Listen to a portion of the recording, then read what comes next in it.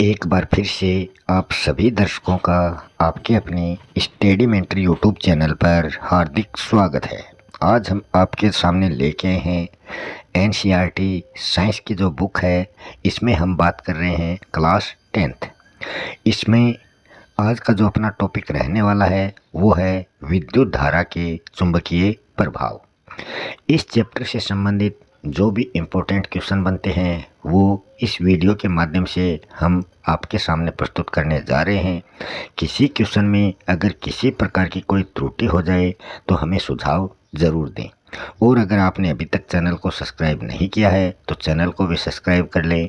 और बाकी जो वीडियो आपको देखना है तो आप प्ले लिस्ट में जाकर जो बाकी के साइंस, पॉलिटिकल साइंस, सोशोलॉजी या सोशल साइंस, जियोग्राफी, हिस्ट्री, इनसे संबंधित जो भी टॉपिक देखने हैं वो आप देख सकते हैं। तो शुरू कर रहे हैं आज का अपना पहला क्वेश्चन।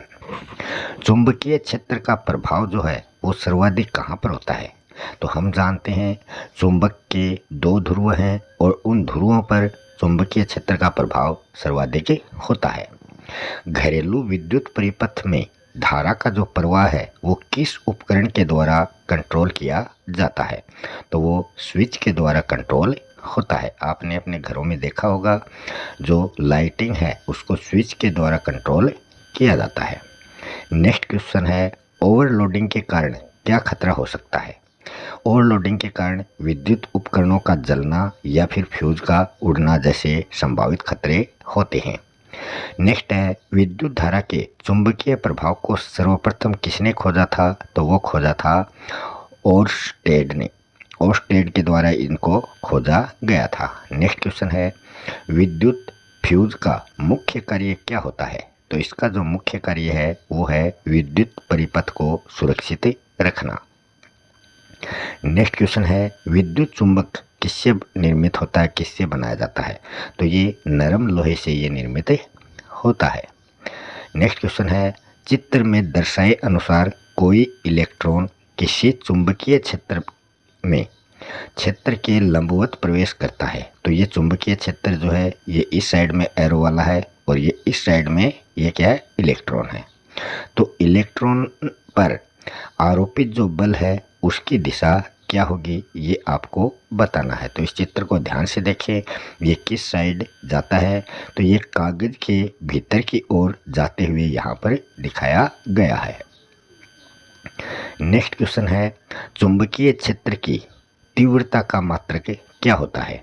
तो इसकी तीव्रता का मात्रक होता है ओरस्टेड। विद्युन्मय तार किससे निर्मित होता है, कैसा होता है? तो ये लाल रंग का होता है। नेक्स्ट क्वेश्चन है, पश्चिम की ओर प्रक्षेपित कोई धनावेशित कण किसी चुंबकीय क्षेत्र के द्वारा उत्तर की ओर विक्षेपित हो जाता है। तो चुंबकीय क्षेत्र की दिशा इसमें क्या होगी? तो वो हो जाएगी ऊपरी मुखी।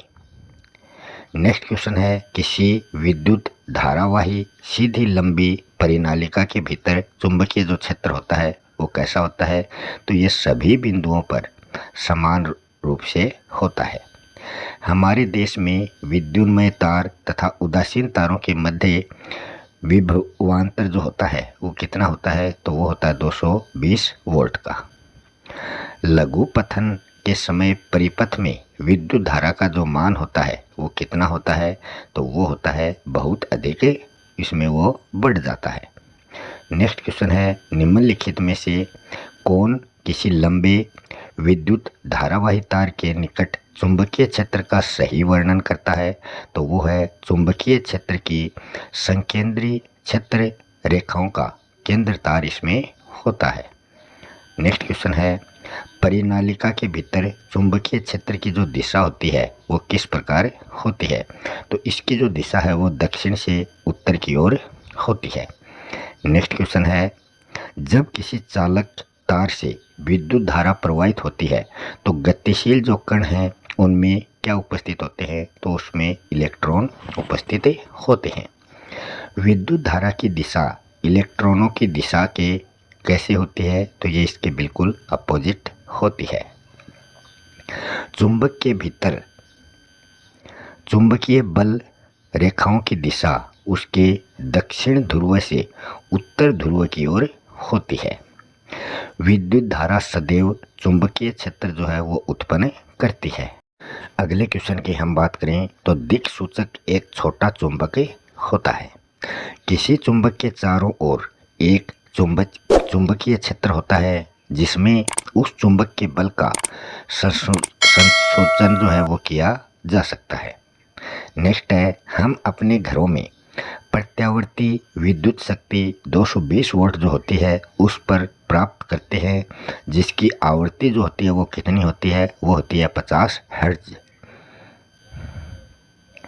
विद्युत परिपथों की लघु पतन अथवा अति भारण के कारण होने वाली हानि से सुरक्षा की सबसे महत्वपूर्ण जो युक्ति है वो फ्यूज होती है। जो फ्यूज का तार होता है वो सबसे महत्वपूर्ण युक्ति मानी जाती है। जब विद्युन्मय तार तथा उदासीन तार दोनों सीधे संपर्क में आते हैं तो क्या होता है, अति भारण होता है। उसका जो वोल्टेज है वो उसमें बढ़ जाएगा। फ्लेमिंग के वाम हस्त नियम में तर्जनी चुंबकीय क्षेत्र की दिशा मध्यमा चालन में प्रवाहित धारा की दिशा की ओर संकेत करती है, तो अंगूठा चालक पर आरोपित बल की दिशा को बताएगा। पास पास लिपटे विद्युत रोधी तांबे के तार की बेलन की जो आकृति है उसकी अनेक फेरों वाली कुंडली को परिनालिका कहा जाता है। चुंबकीय क्षेत्र एक ऐसी राशि है जिसमें परिमाण तथा दिशा दोनों ही होते हैं। चुंबक के बाहर व भीतर चुंबकीय क्षेत्र जो है उसकी रेखाओं की दिशा आपको बतानी है। तो चुंबक के बाहर का जो क्षेत्र है उसमें जो चुंबक की दिशा होगी वो उत्तर से दक्षिण, नॉर्थ से साउथ की ओर होती है, और चुंबक के भीतर की जो दिशा है वो दक्षिण से उत्तर की होती है, मतलब उसके बिल्कुल अपोजिट होती है, साउथ टू नॉर्थ। नेक्स्ट है, सीधे धारावाही चालक की चुंबकीय क्षेत्र की तीव्रता किस पर निर्भर करती है, तो ये धारा की तीव्रता और चालक से दूरी पर निर्भर करती है। अगला क्वेश्चन है, यदि चालक में विद्युत धारा जो है वो दोगुनी कर दी जाए, डबल कर दी जाए, तो चुंबकीय क्षेत्र जो है वो क्या होगा। चुंबकीय क्षेत्र की जो तीव्रता है वो भी इसमें क्या हो जाएगी, डबल हो जाएगी। नेक्स्ट है, विद्युत धारा के चुंबकीय प्रभाव का उपयोग कौन से उपकरणों में होता है। तो आपने देखा होगा जो इलेक्ट्रॉनिक घंटी है, विद्युत मोटर है और विद्युत क्रेन है और एमआरआई जो मशीन होती है उसमें इसका प्रयोग किया जाता है। धारा चालित चालक के चारों ओर चुंबकीय क्षेत्र की जो दिशा है उसे जानने के लिए कौन सा नियम प्रयोग में लिया जाता है। तो दाएं हाथ के अंगूठे का जो नियम है वो इसके प्रयोग में काम में आता है। फिर आपको एमआरआई का पूरा नाम बताना है। एम मैग्नेटिक मतलब चुंबकीय, आर रेसोनेंस मतलब अनुनाद, और आई इमेजिंग मतलब प्रतिबिंबन। तो ये एमआरआई का पूरा नाम आपको यहाँ पर दिया गया है। नेक्स्ट क्वेश्चन है, एक छड़ चुंबक के लिए चुंबकीय रेखाएं आपको प्रदर्शित करनी है। तो यहाँ ये चित्र में आप देख सकते हो, ये बीच में रेड कलर की जो है ये चुंबक है और इसमें ये इसकी रेखाएं यहाँ प्रदर्शित की जा रही हैं। ये साउथ पोल है और ये नॉर्थ पोल इस चुंबक का यहाँ दिखाया गया है। तो ये साउथ नॉर्थ वाला ये हिस्सा आप यहाँ देख सकते हैं।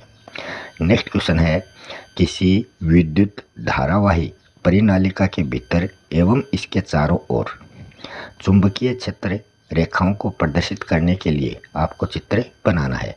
तो इस क्वेश्चन के लिए ये चित्र जो है इस प्रकार का चित्र आपको बनाना होगा। नेक्स्ट क्वेश्चन है, किसी विद्युत धारावाही सीधे चालक तार के चारों ओर के चुंबकीय क्षेत्र की क्षेत्र रेखाओं को निरूपित करता संकेंद्र वृत्तों का पैटर्न आपको बनाना है। तो इसका जो पैटर्न है वो इस प्रकार से बनाया जाएगा। तो आप देख सकते हो इस प्रकार का ये पैटर्न आपको बनाना है। नेक्स्ट क्वेश्चन है, विद्युत धारावाही पास के कारण उत्पन्न चुंबकीय क्षेत्र रेखाएं आपको खींचनी है। तो यहाँ आप देख सकते हो इस प्रकार की जो रेखाएं हैं ये आपको इस चित्र के माध्यम से इस प्रकार ये चित्र बनाकर आपको ये रेखाएं खींचनी है। नेक्स्ट क्वेश्चन है, किसी विद्युत धारावाही वृत्ताकार कुंडली द्वारा उत्पन्न चुंबकीय क्षेत्र रेखाएं आपको खींचनी है। तो इस प्रकार का आपको ये चित्र यहाँ पर बनाना है। नेक्स्ट क्वेश्चन है, दो चुंबकीय क्षेत्र रेखाएं एक दूसरे को प्रतिच्छेद क्यों नहीं काटती हैं, मतलब क्यों नहीं करती हैं। प्रतिच्छेद बिंदु पर दिक् सूचक सुई रखने पर जो दिक् सूचक सुई है वो केवल एक ही दिशा की ओर संकेत करती है, इसीलिए ये जो रेखाएं हैं ये एक दूसरे को प्रतिच्छेद नहीं करती हैं। नेक्स्ट है, विद्युत परिपथों एवं साधित्रों में सामान्यतः उपयोग होने वाले दो सुरक्षा उपायों के नाम आपको लिखने हैं। पहला उपाय है विद्युत फ्यूज का और दूसरा है भू संपर्क तार का। नेक्स्ट क्वेश्चन है, चुंबकीय क्षेत्र में धारावाही चालन पर लगने वाले बल की दिशा किस नियम से जानी जा सकती है। तो इसकी जो दिशा है वो नियम है फ्लेमिंग के वाम हस्त नियम से इसको जाना जा सकता है। नेक्स्ट क्वेश्चन है, प्रेरित विद्युत धारा की दिशा किस नियम से जानी जा सकती है। तो ये फ्लेमिंग के जो दक्षिण हस्त नियम है उसके आधार पर ये जानी जाती है। क्वेश्चन है, लघुपथन या शॉर्ट सर्किट कैसे होता है। तो ये विद्युन्मय तथा उदासीन तारों के सीधे संपर्क में आने के कारण शॉर्ट सर्किट होता है। किसी चालक तार में विद्युत धारा जो है वो प्रवाहित करने पर क्या होगा। तो इसमें क्या होगा, तार के चारों ओर चुंबकीय क्षेत्र जो है वो उत्पन्न हो जाएगा। चुंबकीय क्षेत्र से आपका क्या अभिप्राय है। तो इसका अभिप्राय है किसी चुंबक के चारों ओर का वो क्षेत्र जिसमें उसके बल का संसूचन जो है वो किया जा सकता है, उस चुंबक का चुंबकीय क्षेत्र वो कहलाता है। अगला क्वेश्चन है, किसी विद्युत धारावाही चालक से संबद्ध चुंबकीय क्षेत्र की दिशा ज्ञात करने के लिए किस नियम का उपयोग किया जाता है। तो दक्षिण हस्त जो अंगुष्ठ नियम है उसका प्रयोग इसमें किया जाएगा। नेक्स्ट क्वेश्चन है, चुंबकीय क्षेत्र में किसी विद्युत धारावाही चालक पर लगने वाले बल का आपको चित्र बनाना है। तो इस प्रकार का ये चित्र इसमें बनेगा। आप देख सकते हैं ऐसा चित्र जो है ये आपको बनाना है। नेक्स्ट क्वेश्चन है, परिनालिका मतलब सोलेनॉइड ये क्या होता है। बेलनाकार आकृति में लपेटे गए तार के कई वृत्ताकार फेरों की कुंडली को परिनालिका कहते हैं। ये एक स्प्रिंग की तरह होती है जिसमें धारा प्रवाहित करने पर यह चुंबक की तरह व्यवहार करती है। नेक्स्ट है, चुंबकीय क्षेत्र किसे कहते हैं और इसकी इकाई क्या होती है। किसी चुंबक के चारों ओर का वो क्षेत्र जहां किसी अन्य चुंबक पर आकर्षण या फिर विकर्षण का बल महसूस होता है वो चुंबकीय क्षेत्र कहलाता है। इसकी जो इकाई है वो SI मात्रक होती है। इसकी जो इकाई है वो SI इकाई टेस्ला के नाम से जानी जाती है। चुंबकीय क्षेत्र रेखाएं एक दूसरे को क्यों नहीं काटती हैं। चुंबकीय क्षेत्र रेखाएं एक दूसरे को इसलिए नहीं काटती हैं क्योंकि ऐसा होने पर प्रतिच्छेद बिंदु पर चुंबकीय क्षेत्र की दो दिशाएं होंगी जो कि ऐसा संभव नहीं होगा। नेक्स्ट है, परिनालिका के अंदर चुंबकीय क्षेत्र को किस प्रकार बढ़ाया जा सकता है। एक तो इसमें फेरों की संख्या को बढ़ाकर इसको बढ़ा सकते हैं या फिर धारा का जो मान है उसको बढ़ाकर भी इसको बढ़ा सकते हैं या फिर कोर के नरम लोहे का उपयोग करके भी हम इसको बढ़ा सकते हैं। नेक्स्ट क्वेश्चन है, चुंबकीय क्षेत्र में किसी धारावाही विद्युत चालक द्वारा लगने वाले बल की दिशा निर्धारित करने का नियम आपको बताना है। या फिर फ्लेमिंग का जो वाम हस्त नियम है वो आपको लिखना है। इसका जवाब होगा, यदि हम अपने बाएं हाथ की जो तर्जनी मध्यमा या फिर अंगूठे को, बाएं हाथ की जो तर्जनी अंगुली है, बीच की मध्यमा अंगुली है या फिर अंगूठा है, उसको इस प्रकार हमें फैलाना है कि तीनों एक दूसरे के लंबवत हो जाएं। यदि तर्जनी अंगुली चुंबकीय क्षेत्र की दिशा तथा मध्यमा जो अंगुली है वो चालक में प्रवाहित धारा की दिशा बताती है, तो अंगूठा जो है वो चालक पर आरोपित बल की दिशा बताएगा। इसे फ्लेमिंग का वाम हस्त नियम कहा जाता है। अगला क्वेश्चन है, फ्लेमिंग का दक्षिण हस्त नियम आपको बताना है। मतलब अपने दाएं हाथ की जो दाएं हाथ की तर्जनी अंगुली है, मध्यमिका या मध्यमा जो अंगुली है तथा अंगूठे को इस प्रकार आपको फैलाना है कि तीनों एक दूसरे के परस्पर क्या हों, लंबवत हों। यदि तर्जनी चुंबकीय क्षेत्र की दिशा और अंगूठा चालक की गति की दिशा की ओर संकेत करता है, तो मध्यमा जो अंगुली है वो चालक में प्रेरित विद्युत धारा की दिशा को बताएगी। तो यह दक्षिण हस्त नियम है। इससे पहले हमने इसका अपोजिट देखा था। नेक्स्ट क्वेश्चन है, चुंबक के निकट लाने पर दिक् सूचक की जो सुई है वो विक्षेपित क्यों हो जाती है? दिक् सूचक मतलब दिशा सूचक जो यंत्र है उसको चुंबक के निकट हम जैसे ही लाएंगे तो चुंबक के जो चुंबकीय क्षेत्र के कारण इस दिक् सूचक की जो सुई है उस पर एक बल युग्म जो है वो कार्य करता है, जिससे दिक् सूचक सुई जो है वो पूरी तरीके से विक्षेपित हो जाती है। नेक्स्ट क्वेश्चन है, चुंबकीय क्षेत्र रेखाओं के गुण आपको बताने हैं। तो चुंबकीय क्षेत्र रेखाओं का पहला गुण है, चुंबकीय क्षेत्र रेखाएं चुंबक के बाहर दक्षिण ध्रुव से निकलकर दक्षिण ध्रुव में प्रवेश करती हैं। मतलब दक्षिण ध्रुव से निकलकर यह दक्षिण ध्रुव में प्रवेश करती हैं, जबकि चुंबक के अंदर इसकी दिशा जो है वो ध्रुव से उत्तर की ओर होती है। मतलब इसमें ये ध्रुव से निकलकर दक्षिण ध्रुव की ओर प्रवेश करेंगी बाहर होने पर, और जब ये अंदर होती हैं तो ये ध्रुव से उत्तर की ओर प्रवेश करती हैं। तो यहाँ ये इसका अपोजिट इसमें हो जाता है। दूसरा गुण है, चुंबकीय क्षेत्र रेखाएं एक बंद वक्र का निर्माण करती हैं। तीसरा गुण है, चुंबकीय क्षेत्र रेखाएं एक दूसरे को कभी भी नहीं काटती हैं, क्योंकि एक बिंदु पर चुंबकीय क्षेत्र की दो दिशाएं जो हैं वो कभी भी संभव नहीं होती।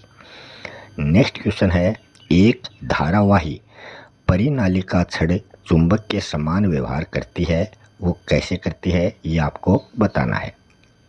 जवाब होगा, धारावाही परिनालिका को स्वतंत्रतापूर्वक लटकाने पर इसके अक्ष जो हैं वो उत्तर तथा दक्षिण दिशाओं की ओर रुकते हैं। दूसरा इसका बिंदु है, धारावाही परिनालिका के पास दिक् सूचक सुई जो है वो विक्षेपित होती है।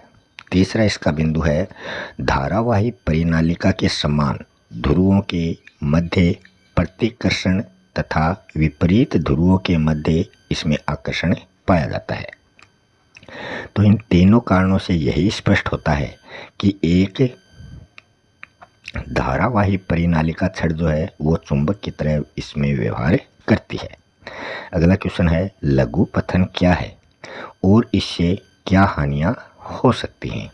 तो इसका जवाब हो जाएगा, जब विद्युत नमय तार तथा उदासीन तार दोनों सीधे संपर्क में आते हैं तो परिपथ में विद्युत धारा का मान जो है वो ज़्यादा हो जाएगा। इसे ही लघु पथन कहा जाता है। लघु पथन से क्या क्या हानियां हो सकती हैं? लघु पथन से परिपथ में विद्युत धारा जो है वो अधिक बहने लगती है, मतलब वोल्टेज ज़्यादा हो जाएगा, जिससे परिपथ जो है वो जल सकता है तथा आग लगने की संभावना भी इसमें रहती है। नेक्स्ट क्वेश्चन है, भू संपर्क तार क्या है? धातु के आवरण वाले विद्युत साधित्रों को भू संपर्कित करना क्यों आवश्यक है? भू संपर्क तार जो है ये घरेलू विद्युत परिपथ में विद्युन्मय तथा उदासीन तारों के साथ एक तीसरा तार भी इसमें लगा होता है। इस तार का संपर्क घर के निकट जमीन से धातु की प्लेट के साथ होता है और इस तार को भू संपर्क तार कहते हैं। धातु के साधियों जैसे कि रेफ्रिजरेटर, टोस्टर, इस्त्री आदि को भू संपर्क तार से जोड़ देने पर साधित्र के आवरण से विद्युत धारा जो है उसका क्षय होने पर आवरण का जो विभव है वो भूमि के विभव के इक्वल हो जाता है, बराबर हो जाता है, जिसके साधित्र का उपयोग करने वाला व्यक्ति तीव्र आघात से इसमें बच जाता है। अगला क्वेश्चन है, पास के भीतर तथा बाहर चुंबकीय क्षेत्र की दिशा ज्ञात करने हेतु किस नियम को काम में लेंगे, उस नियम का उल्लेख आपको करना है। जवाब होगा दक्षिणी हस्त अंगुष्ठ नियम के द्वारा ही पास के भीतर तथा बाहर चुंबकीय क्षेत्र की दिशा ज्ञात की जा सकती है। इस नियम के अनुसार अपने दाएं हाथ से विद्युत धारावाही चालक को इस प्रकार पकड़ें कि अंगूठा जो है वो विद्युत धारा की दिशा की ओर संकेत करे, तो जो अंगुलियां हैं वो चालक के चारों ओर चुंबकीय क्षेत्र की क्षेत्र रेखाओं की दिशा में लिपटी होंगी।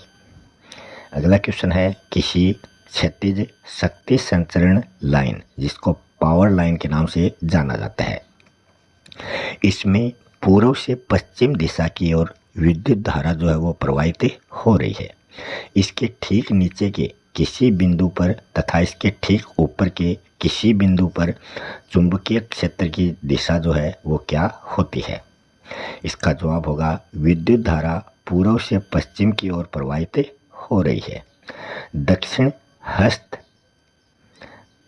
अंगुष्ठ नियम को लागू करने पर पूर्वी सिरे से अवलोकन करने पर चुंबकीय क्षेत्र की जो दिशा है वो तार के ऊपर या फिर नीचे किसी भी बिंदु पर तार के लंबवत तल में दक्षिणावर्त वो हो जाती है। इसी प्रकार से तार के पश्चिम सिरे से अवलोकन करने पर चुंबकीय क्षेत्र की जो दिशा है वो वामावर्त हो जाती है। नेक्स्ट क्वेश्चन है, मान लीजिए आप किसी चेंबर में अपनी पीठ को किसी एक दीवार से लगाकर आप बैठे हैं।